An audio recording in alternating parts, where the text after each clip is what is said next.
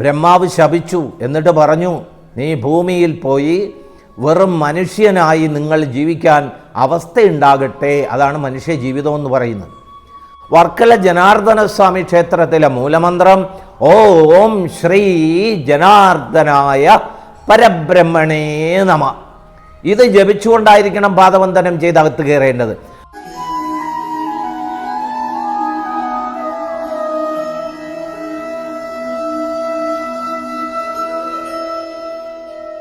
ഇന്നത്തെ ഈ മനോഹരമായ ദിവസം ഞങ്ങൾക്ക് സമ്മാനിച്ച കണ്ണനോട്, ആ മഹാപ്രഭുവിനോട് ഞങ്ങൾ നന്ദി പറയുന്നു. ഹരേ കൃഷ്ണ. ഭക്തജനങ്ങൾക്ക് എല്ലാവർക്കും ഞങ്ങളുടെ വിനീതമായ നമസ്കാരം. ഈ മാസം ഞങ്ങൾ ഏറ്റവും അവസാനമായി സന്ദർശനം നടത്തിയ ക്ഷേത്രമാണ് തിരുവനന്തപുരം ജില്ലയിലെ വർക്കലയിൽ സ്ഥിതി ചെയ്യുന്ന അതിമനോഹരമായ ജനാർദ്ദന സ്വാമി ക്ഷേത്രം. ക്ഷേത്രത്തിൽ നിത്യേന വരുന്ന ഭക്തജനങ്ങളോടും ഉത്തരവാദിത്തപ്പെട്ടവരോടും ഒരുപാട് കാര്യങ്ങൾ ചോദിച്ചറിയുവാനായി സാധിച്ചു. കൂട്ടത്തിൽ യാദൃച്ഛികമായി കണ്ടുമുട്ടിയ ഒരു ആചാര്യനുണ്ട്, അറിവിൻ്റെ നിറകുടം എന്ന് വേണമെങ്കിൽ പറയാട്ടോ. ഒരുപാട് അറിവുകളുള്ള ഒരു മഹത് വ്യക്തി എന്ന് വേണമെങ്കിൽ പറയാം. അദ്ദേഹം ഞങ്ങൾക്കൊരു ഇൻ്റർവ്യൂ തന്നു. വർക്കല ശ്രീ ജനാർദ്ദന സ്വാമി ക്ഷേത്രവുമായി ബന്ധപ്പെട്ട് ഒരുപാട് കാര്യങ്ങൾ അദ്ദേഹം പറഞ്ഞു. ഐതിഹ്യമായാലും വഴിപാട് കാര്യങ്ങളായാലും ക്ഷേത്രത്തിലെ പ്രധാനപ്പെട്ട കർമ്മങ്ങളായാലും എല്ലാം തന്നെയും അദ്ദേഹം ഞങ്ങൾക്ക് പകർന്നു നൽകി. ഇപ്പോൾ ഭക്തജനങ്ങൾ എല്ലാവരിലേക്കും ജനാർദ്ദന സ്വാമി ക്ഷേത്രവുമായി ബന്ധപ്പെട്ട ഈ അറിവ് എത്തിക്കുകയാണ്. വീഡിയോ മുഴുവനായി തന്നെ കാണുക. അദ്ദേഹം പറയുന്ന ഓരോ കാര്യങ്ങളും ശ്രദ്ധാപൂർവം കേട്ടുകൊള്ളുക. കൂടെ ചെറുതായൊന്ന് ലൈക്കും ചെയ്യാട്ടോ. അതിനൊരു മടിയും കാണിക്കേണ്ട. എന്നിരുന്നാൽ മാത്രമേ ഇതുപോലുള്ള അറിവുകൾ കൂടുതൽ ഭക്തജനങ്ങളിലേക്ക് എത്തിച്ചേരുകയുള്ളൂ. ശരി, അപ്പോൾ ഒട്ടും ദീർഘിപ്പിക്കുന്നില്ല. ഭഗവാന്റെ നാമത്തിൽ തന്നെ നമുക്ക് തുടങ്ങാം. ഭാരതത്തിലെ പവിത്രസുന്ദരവും ഐതിഹ്യവും ചരിത്രവും അഭേദം കൽപ്പിച്ചുകൊണ്ട് നിലകൊള്ളുന്നതുമായ ശ്രീ വർക്കല ശ്രീ ജനാർദ്ദന സ്വാമി ക്ഷേത്രം, മഹാവിഷ്ണുവിൻ്റെ സർവശക്തി സ്വരൂപമായ ശ്രീ ജനാർദ്ദന സ്വാമിയുടെ സവിധം, ശ്രീ ജനാർദ്ദന സ്വാമി കുടികൊള്ളുന്ന ക്ഷേത്രം. ഭാരതത്തിലെമ്പാടുമുള്ള ഭക്തജനങ്ങൾ വളരെ കൃത്യതയോടെ നിതാന്ത ജാഗ്രതയോടെ ഈ ക്ഷേത്രത്തിൽ ദർശനം നടത്തുന്നു. ഭഗവാന്റെ അനുഗ്രഹത്തിനായി പ്രാർത്ഥിക്കുന്നു. ഭഗവാന്റെ അനുഗ്രഹം ലഭിക്കുന്നു. വീണ്ടും വരുന്നു, ഭഗവാൻ അനുഗ്രഹിക്കുന്നു. ഇവിടുത്തെ ആചാരവിധികളൊക്കെ അനുസരിച്ചുകൊണ്ട് ഭഗവാന്റെ പാദങ്ങളിലേക്ക് ഭക്തൻ സഞ്ചരിക്കുന്നു. അങ്ങനെ സവിശേഷമായ ഒരു പുണ്യകേന്ദ്രമാണ്, ഭക്തി കേന്ദ്രമാണ്, വിശുദ്ധ കേന്ദ്രമാണ് വർക്കല ശ്രീ ജനാർദ്ദന സ്വാമി ക്ഷേത്രം. ഒത്തിരി ഐതിഹ്യങ്ങളാണ് ഈ ക്ഷേത്രവുമായി ബന്ധപ്പെട്ടുള്ളത്. എന്നാൽ ഏറ്റവും കൂടുതൽ പ്രചാരമായിട്ടുള്ള ഐതിഹ്യമെന്ന് പറയുന്നത്, ഒരു കാലഘട്ടത്തിൽ സർവസൃഷ്ടികർമ്മത്തിൻ്റെയും എല്ലാമായിട്ടുള്ള സർവതല പ്രപഞ്ചസ്വരൂപനായ ബ്രഹ്മാവ് യാഗം നടത്തി. അത് ഈ ക്ഷേത്രത്തിൻ്റെ പടിഞ്ഞാറേ ഭാഗത്ത് കടലിൻ്റെ തീരത്തെന്നാണ് വിശ്വാസം. ആ യാഗം നടത്തുമ്പോൾ യാഗത്തിൽ പൂർണ്ണമായും സമർപ്പിതനായ ബ്രഹ്മാവിൻ്റെ മാനസികാവസ്ഥയിൽ അദ്ദേഹം മറ്റതെല്ലാം മറന്നു. മറ്റതെല്ലാം എന്ന് പറഞ്ഞാൽ അദ്ദേഹത്തിൻ്റെ സൃഷ്ടികർമ്മമാണല്ലോ ബ്രഹ്മാവിൻ്റെ ഏറ്റവും വലിയ ദൗത്യം. അത് അദ്ദേഹം മറന്നു. ഇത് മറന്നപ്പോൾ പ്രപഞ്ചം വല്ലാത്തൊരവസ്ഥയിലായി, സൃഷ്ടിയില്ലാതെയായി, ജന്മങ്ങളില്ലാതെയായി. സർവഭൂതാനി എന്ന് ഉപയോഗിക്കുന്ന സർവഭൂതഗണങ്ങളും നിശ്ചലമാകുന്ന ഒരവസ്ഥയുണ്ടാക്കി. ഇത് മഹാവിഷ്ണു ഇതിൻ്റെ കാരണം ബോധ്യപ്പെട്ടപ്പോൾ അദ്ദേഹം ബ്രഹ്മദേവനെ കാണാൻ വേണ്ടി എത്തി.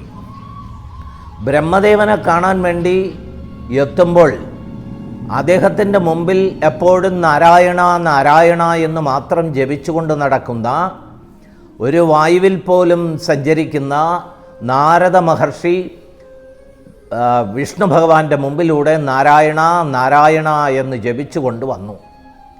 ബ്രഹ്മദേവൻ്റെ മുമ്പിലേക്കാണ് എത്തുക എന്നുള്ളതാണ് ലക്ഷ്യം. ബ്രഹ്മദേവനോടൊപ്പം പുത്രന്മാരായ നവപ്രജാപതിമാർ 9 പുത്രന്മാർ ഉണ്ടായിരുന്നു ആ യാഗസ്ഥലത്ത്.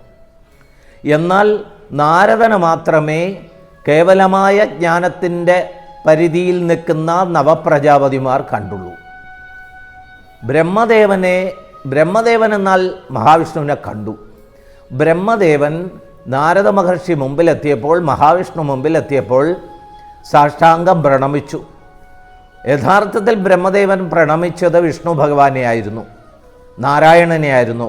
നിർഭാഗ്യവശാൽ അറിവിൻ്റെ പൂർത്തീകരണമില്ലാത്ത നവപ്രജാപതിമാർ, 9 പുത്രന്മാർ, നാരദൻ ബ്രഹ്മദേവൻ്റെ പുത്രനാണല്ലോ, പുത്രൻ്റെ കാലിൽ തൊട്ട് വണങ്ങിയ വങ്കത്തരം കാണിച്ചു, വെട്ടിത്തരം കാണിച്ചു എന്ന കാര്യം പറഞ്ഞുകൊണ്ട് ബ്രഹ്മദേവനെ കളിയാക്കി, പരിഹസിച്ചു. ആ പരിഹാസത്തെ തുടർന്ന് കാര്യമറിയാതെ, ബോധ്യമില്ലാതെ, വസ്തുതകൾ ബോധ്യപ്പെടാതെ നമ്മുടെ ജീവിതത്തിൻ്റെ, സമകാലിക ജീവിതത്തിൻ്റെ ഒരു അനുഭവം കൂടിയാണ്. കാര്യങ്ങളെ സൂക്ഷ്മാർത്ഥത്തിൽ ബോധ്യപ്പെടാതെയാണ് പലപ്പോഴും നമ്മുടെ കർമ്മവും നമ്മുടെ വാക്കുകളും. ഇവിടെയും അതുതന്നെയാണ് സംഭവിച്ചത്. നാരദൻ്റെ കാൽപാദത്തിൽ ബ്രഹ്മദേവൻ തൊഴുതു വണങ്ങി എന്നത് കാണിച്ചുകൊണ്ട് പരിഹസിച്ചു. ബ്രഹ്മശാപമുണ്ടായി നവപ്രജാപതിമാർക്ക്.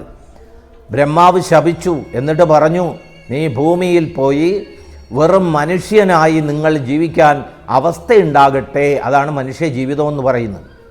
ഭൂമിയിലെ മനുഷ്യജീവിതം എന്ന് പറയുന്ന സർവ്വ ദുഃഖങ്ങളും ദുരിതങ്ങളുമൊക്കെ വന്നു ഭവിക്കുന്നതാണ്. അടുത്ത ക്ഷണത്തിൽ, അടുത്ത നിമിഷത്തിൽ എന്ത് സംഭവിക്കുമെന്നുള്ളത് മനുഷ്യനായി പിറന്നിരിക്കുന്ന ആർക്കും അത് പൂർണ്ണമായി ബോധ്യപ്പെടാൻ കേവലമായിട്ടൊക്കെ ചിലർക്കൊക്കെ ബോധ്യപ്പെട്ടുമായിരിക്കും. അത് വെറും സങ്കല്പമാണ്. അങ്ങനെ ഒരവസ്ഥയിൽ ഭൂമിയിൽ ചെന്ന് മനുഷ്യനായി പിറക്കാനായിട്ട് ശപിച്ചു. ശാപമേറ്റുടൻ തന്നെ വല്ലാത്ത ദുഃഖത്തിലായി നവപ്രജാപതിമാർ. അയ്യോ, ഭൂമിയിൽ പോയി മനുഷ്യരായി പിറക്കുകയോ, നമ്മളിനി എന്താ ദുഃഖം അനുഭവിക്കേണ്ടി വരുന്നത്? വലിയ ഉത്കണ്ഠയിൽ നിന്നപ്പോൾ നാരദ മഹർഷി വളരെ കാരുണ്യമുള്ള ഒരു സ്വരൂപമാണ്. അദ്ദേഹം പറഞ്ഞു, ഇതിനൊരു പരിഹാരം വേണമല്ലോ. പ്രജാപതിമാർ ആ പരിഹാരമെന്ത് എന്ന്, ഇവരെ രക്ഷപ്പെടുത്താനുള്ള മാർഗമെന്തെന്ന് നാരദനോട് ചോദിച്ചു. നാരദ മഹർഷി പറഞ്ഞു, ഞാനൊരു കാര്യം ചെയ്യാം. എന്തായാലും നിങ്ങൾ ഭൂമിയിൽ പോയേ തീരൂ. ഞാൻ എൻ്റെ വൽക്കലം എടുത്ത് എറിയാം. വൽക്കലം, ലാ എഴുതി ചന്ദ്രക്കല കാലം, വൽക്കലം, അതെടുത്തെറിയും. അതെവിടെ ചെന്ന് ഭൂമിയിൽ വീഴുമോ അവിടെ നിങ്ങൾ ചെന്നിരുന്ന് പ്രാർത്ഥിക്കുക. അങ്ങനെ ആ വൽക്കലം എടുത്തെറിഞ്ഞു. ആ വൽക്കലം വീണത് നമ്മളെ ഈ ക്ഷേത്രത്തിൻ്റെ മുമ്പിൽ നിൽക്കുന്ന ആ ആലിൻ്റെ, അന്ന് ഇതൊന്നും അല്ല, എത്രയോ ജന്മാന്തരങ്ങൾക്ക് മുമ്പാണ്. അല്ലെങ്കിൽ ആ ആലിൻ്റെ സമീപത്ത് വർക്കലയിൽ വീണതുകൊണ്ടാണ് വൽക്കലം വീണത്, സ്ഥലം വർക്കലയായത്. അങ്ങനെ നവപ്രജാപതിമാർ ഇവിടെ എത്തി. ഇവിടെ എത്തുമ്പോൾ ഇവിടെ വല്ലാത്തൊരു നാശോന്മുഖമായി കിടക്കുന്ന ഒരവസ്ഥയിലായിരുന്നു ക്ഷേത്രമൊക്കെ. കാരണം ബ്രഹ്മദേവൻ യാഗം നടത്തുന്നതിന് വേണ്ടി തിരഞ്ഞെടുത്ത അതിവിശുദ്ധമായ അനശ്വരമായ പുണ്യകേന്ദ്രമാണെങ്കിലും കാലത്തിൻ്റെ ഒരു വല്ലാത്ത അവസ്ഥയിൽ മുമ്പുണ്ടായിരുന്ന ക്ഷേത്രത്തിന് ഗ്ലാനി സംഭവിച്ചു എന്നാണ്. ഈ അവസരത്തിൽ ഇപ്പോൾ കാണുന്ന ഈ ക്ഷേത്ര നിർമ്മിതിയുമായി ബന്ധപ്പെട്ട് ഒരു ഐതിഹ്യം, ചരിത്രം കൂടിയുണ്ട്. അതായത് പാണ്ഡ്യരാജാവിന് അപസ്മാര രോഗം സംഭവിച്ചു. ഈ അപസ്മാര രോഗത്തിൻ്റെ ശാന്തി വരുത്തുന്നതിന് വേണ്ടി ഭാരതത്തിലെമ്പാടും നടന്നു. ആ ഭാരതത്തിലെമ്പാടും നടന്നിട്ടും ഇതിൻ്റെ പരിഹാരം കണ്ടില്ല. ഒടുവിൽ ജ്യോതിഷിയുടെ പ്രവചനമുണ്ടായി. എന്താ അത്? വർക്കലയിൽ ഇങ്ങനെ കിടക്കുന്ന വിഷ്ണു ക്ഷേത്രത്തിനെ പൂർണ്ണമായി പുനരുദ്ധരിച്ചെടുക്കുകയാണെങ്കിൽ പാണ്ഡ്യരാജാവിൻ്റെ ഈ വല്ലാത്ത അവസ്ഥയിലുള്ള അപസ്മാര രോഗം മാറി അദ്ദേഹത്തിൻ്റെ ശരീരത്തിനും മനസ്സിനും ആത്മാവിനും ശാന്തി ലഭിക്കുമെന്ന് ജ്യോതിഷി പ്രവചിച്ചു. അങ്ങനെ പാണ്ഡ്യരാജാവ് ഇവിടേക്ക് വന്ന് കണ്ടു. പാണ്ഡ്യരാജാവ് ഈ ക്ഷേത്രത്തിനെ പൂർണ്ണമായും അതിൻ്റെ അർഹിക്കുന്ന തലത്തിൽ ഇതിനെ നിർമ്മിച്ചെടുക്കാൻ തീരുമാനിച്ചു. അതിനുവേണ്ടി ക്ഷേത്രം പുനർനിർമ്മിച്ചു, വിഗ്രഹം പണിഞ്ഞു. ചതുർബാഹു സമന്വിതനായ മഹാവിഷ്ണു നാരായണൻ. അങ്ങനെ വിഗ്രഹം പണിഞ്ഞ് ഇവിടെ പ്രതിഷ്ഠിക്കുന്നതിനൊക്കെ ഉള്ള തയ്യാറെടുപ്പുകളായപ്പം ഒരു അശരീരി ഉണ്ടായി. ഇപ്പോൾ നിങ്ങൾ പണിഞ്ഞിരിക്കുന്ന ഈ വിഗ്രഹമല്ല ഇവിടെ പ്രതിഷ്ഠിക്കേണ്ടത്. ഞാൻ ഈ ക്ഷേത്രത്തിൻ്റെ തെക്ക് പടിഞ്ഞാറേ മൂലയിൽ കടലിൽ കിടപ്പുണ്ട്, ഒരു വലയിൽ കുരുങ്ങിക്കിടപ്പുണ്ട്. അവിടെ ചെന്ന് നോക്കിയാൽ അവിടെ നിന്ന് വിഗ്രഹം കിട്ടും. ആ വിഗ്രഹത്തിലെ ഒരു കൈ, വലത് കൈയിലെ ഒരെണ്ണം കേടുപാട് സംഭവിച്ചിട്ടുണ്ട്.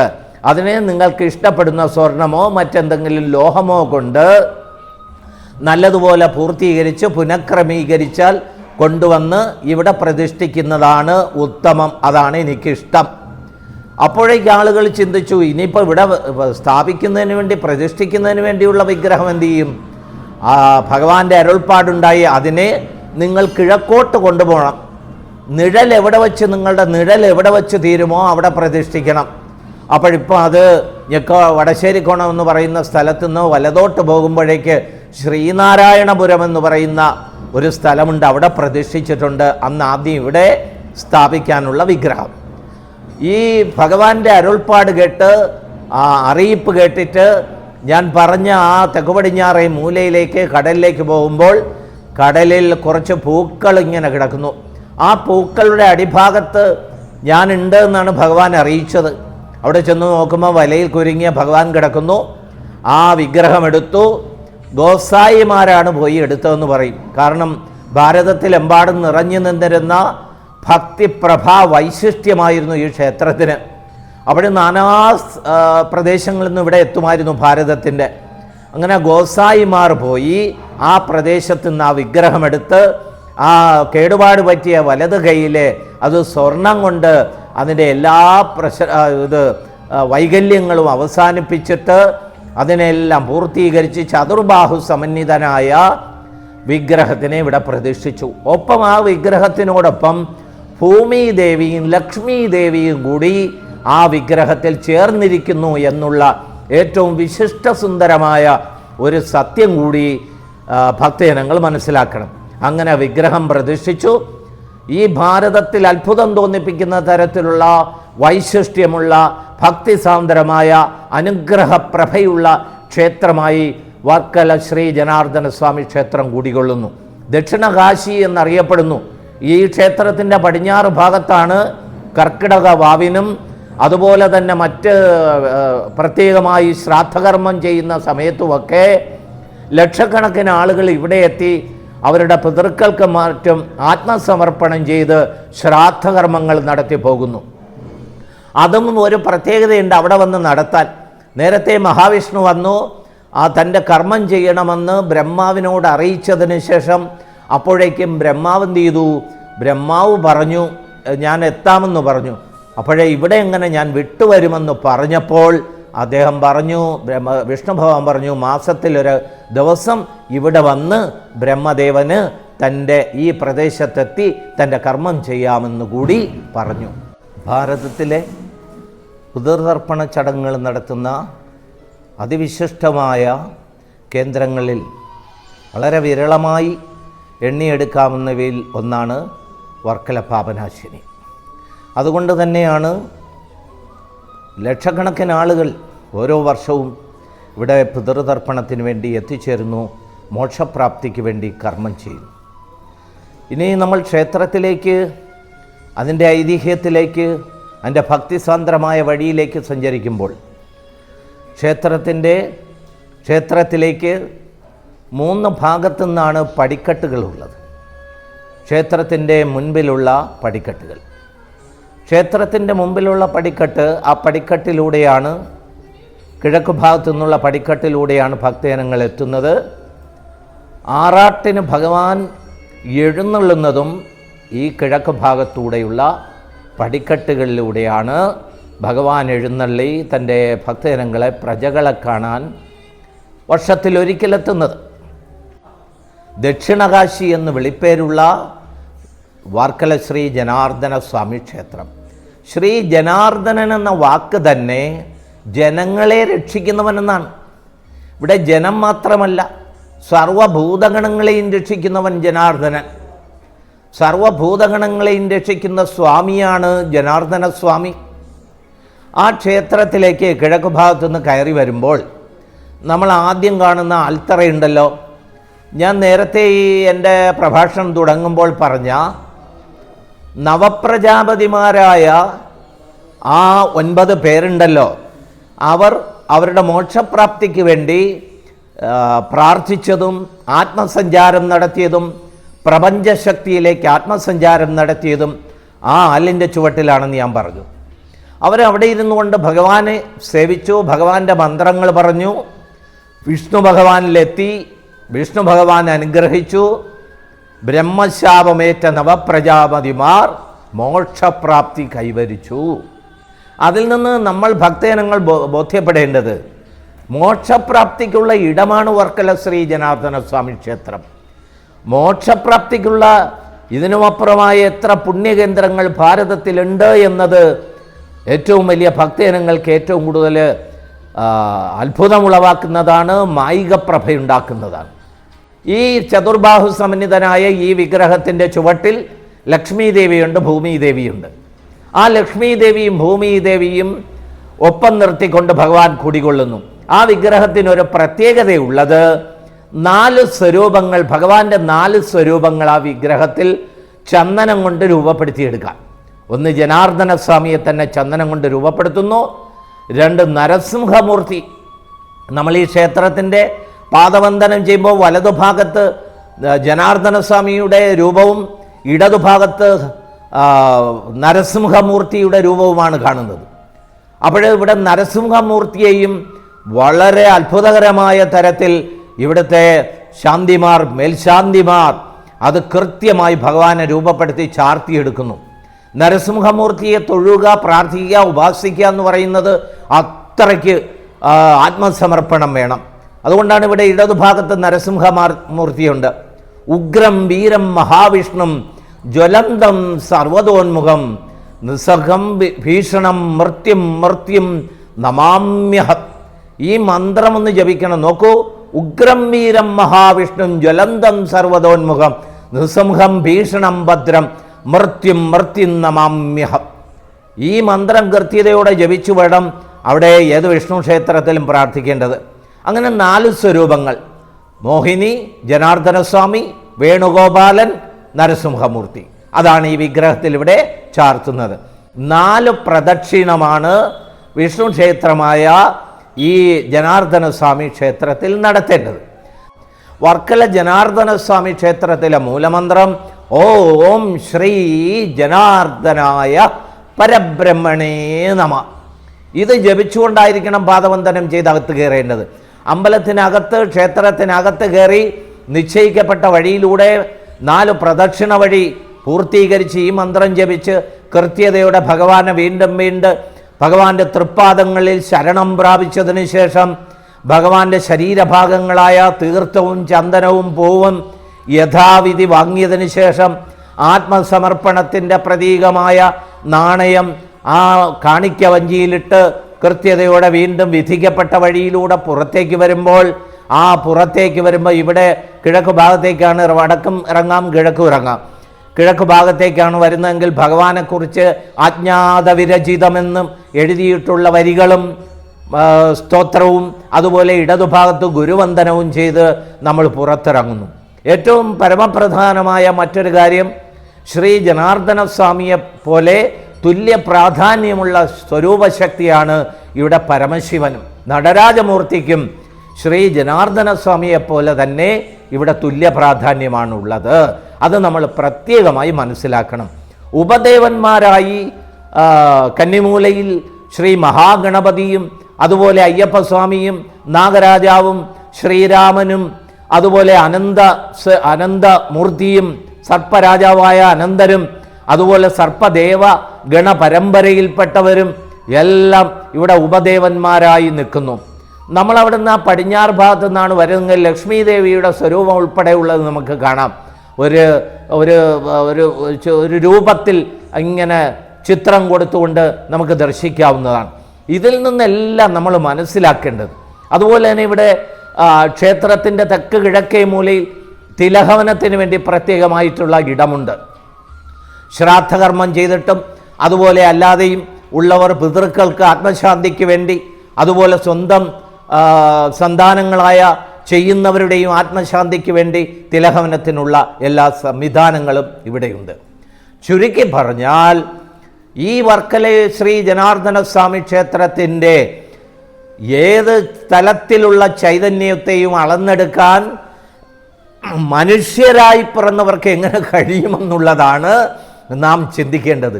യോഗ്യവര്യന്മാർക്ക് ഒരുപക്ഷേ നടന്നിരിക്കും. അവർക്ക് തന്നെയും ഒരുപാട് പരിമിതി വെച്ചുകൊണ്ടാകും ഭഗവാനിലേക്ക്, ഭഗവാന്റെ തൃപ്പാദങ്ങളിൽ എത്തിച്ചേരുന്നത്. ഇന്നും എല്ലാ ദിവസവും വളരെ കൃത്യതയോടെ ഈ വിശേഷിച്ച് വ്യാഴാഴ്ചയും ഞായറാഴ്ചയുമൊക്കെ ഈ ക്ഷേത്രത്തിൽ ദർശനം നടത്തുന്നുണ്ട്. ഇവിടുത്തെ പൂജാരിമാരും അതുപോലെ ക്ഷേത്ര ജീവനക്കാരും ദേവസ്വം ബോർഡ് ഉദ്യോഗസ്ഥരും എല്ലാം തന്നെ ഈ ക്ഷേത്രത്തിൻ്റെ ഔന്നത്യത്തിന് വേണ്ടി പ്രവർത്തിച്ചു കൊണ്ടിരിക്കുന്നു. ഇങ്ങനെ മാത്രം പറഞ്ഞുകൊണ്ട് ഈ ക്ഷേത്രത്തിൻ്റെ മാഹാത്മ്യത്തെ ഞാൻ തൽക്കാലത്തേക്ക് ചുരുക്കുന്നു. ഓം ശ്രീ ജനാർദ്ദനായ പരബ്രഹ്മണേ നമഃ എന്ന് 9 പ്രാവശ്യം ഉണരുമ്പോഴും ഉറങ്ങുന്നതിനു മുമ്പും ഏതെങ്കിലും ശുദ്ധകർമ്മം ചെയ്യുമ്പോഴും ഒക്കെ നമ്മൾ മനസ്സിലൂടെ കടത്തിവിടണം. ഇവിടെയുള്ള ആത്മീയ പഠന ക്ലാസ്സുകളിലുമൊക്കെ എല്ലാവരും ഇവിടുത്തെ പാരായണങ്ങളിലുമൊക്കെ എല്ലാ ഭക്തജനങ്ങളും പങ്കെടുക്കണം. ഇത് നമുക്ക് മനുഷ്യർക്ക് കിട്ടിയ ഒരു സൗഭാഗ്യമാണ് ഈ ഭൂമിയിൽ. ഓം ശ്രീ ജനാർദ്ദനായ പരബ്രഹ്മണേ നമഃ. നമസ്കാരം എല്ലാവർക്കും. നമസ്കാരം. തിരുമേനി, ഇത്രയും നല്ല വാക്കുകൾ ഭക്തജനങ്ങൾക്ക് വേണ്ടി അങ്ങ് സമ്മാനിച്ചതിന് ഇന്നും ഭഗവാൻ എന്നും അങ്ങയുടെ കൂടെ ഉണ്ടെങ്കിൽ പോലും എല്ലാ അനുഗ്രഹം ഉണ്ടാവട്ടെ എന്ന് പ്രാർത്ഥിക്കുകയാണ്. 1-2 കാര്യങ്ങൾ കൂടി ചോദിച്ചോട്ടെ. അതായത് ഈ ക്ഷേത്രത്തിലെ പ്രധാനപ്പെട്ട വഴിപാടുകളെ കുറിച്ച് അറിയാൻ ഭക്തജനങ്ങൾക്ക് ഇന്നും ആഗ്രഹമുണ്ട്. അത് കുറച്ച് പറയണോ? ചുരുക്കി പറഞ്ഞാൽ മതി, കുഴപ്പമില്ല. അത് ഒന്ന് വ്യാഴാഴ്ചയും ഞായറാഴ്ചയും ചെയ്യുന്ന പാൽപ്പായസം, വിഷ്ണുപൂജ, പുരുഷ സൂക്താർച്ചന തുടങ്ങിയവയാണ്. മറ്റൊന്ന് മുഴുക്കാപ്പ് ചാർത്തുക എന്ന് പറയുന്നത്. ഞാൻ നേരത്തെ സൂചിപ്പിച്ചതുപോലെ തന്നെ 4 ഭഗവാന്റെ 4 സ്വരൂപങ്ങളാണ്.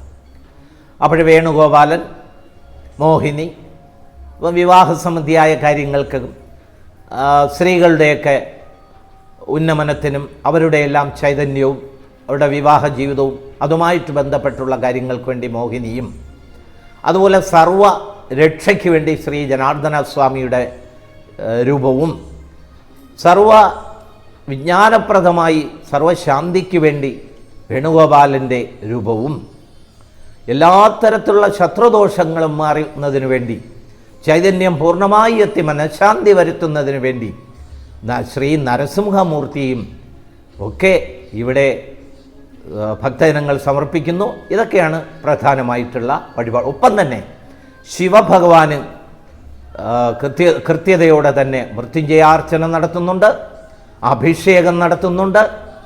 അതുപോലുള്ള ഭഗവാനുള്ള വഴിപാടുകളും ശിവഭഗവാന് നിജപ്പെടുത്തിയിട്ടുള്ള എല്ലാ വഴിപാടുകളും ഇവിടെ നടത്തുന്നുണ്ട്. ഹരേ കൃഷ്ണ.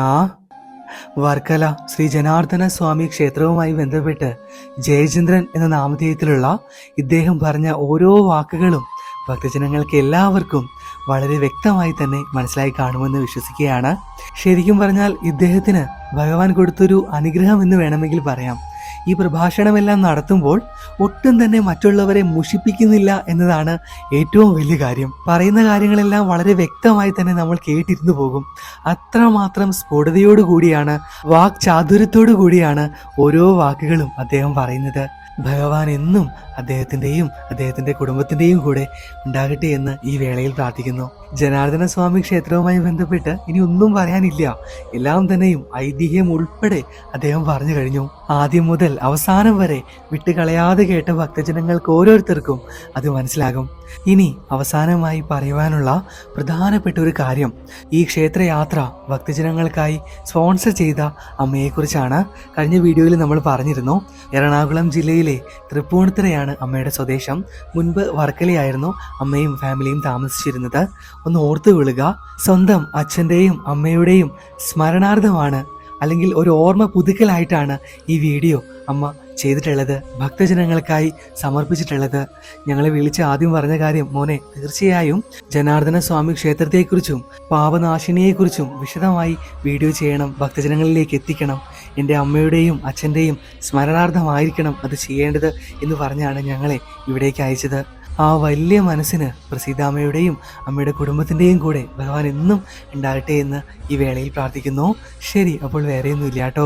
ഇനിയും ഒരുപാട് കാര്യങ്ങൾ നമുക്ക് പറഞ്ഞു പോകാനുണ്ട്. എല്ലാം തന്നെയും അടുത്ത വീഡിയോകളിൽ, ഇനി വരുന്ന ക്ഷേത്ര വീഡിയോകളിൽ, ക്ഷേത്രയാത്രകളിൽ നമുക്ക് പറഞ്ഞു പോകാം.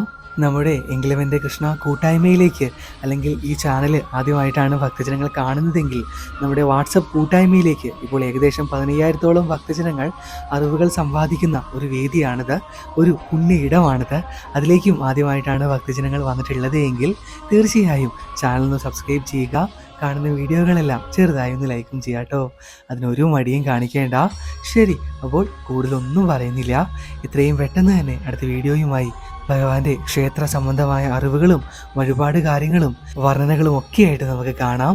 ഭഗവാൻ ആ കള്ളക്കണ്ണൻ എല്ലാവരെയും ഈ വേളയിൽ 2 കൈയും നീട്ടി അനുഗ്രഹിക്കട്ടെ എന്ന് പ്രാർത്ഥിച്ചുകൊണ്ട് നിർത്തുകയാണ്. കാണാം, പാക്കലാം. നന്ദി, നമസ്കാരം.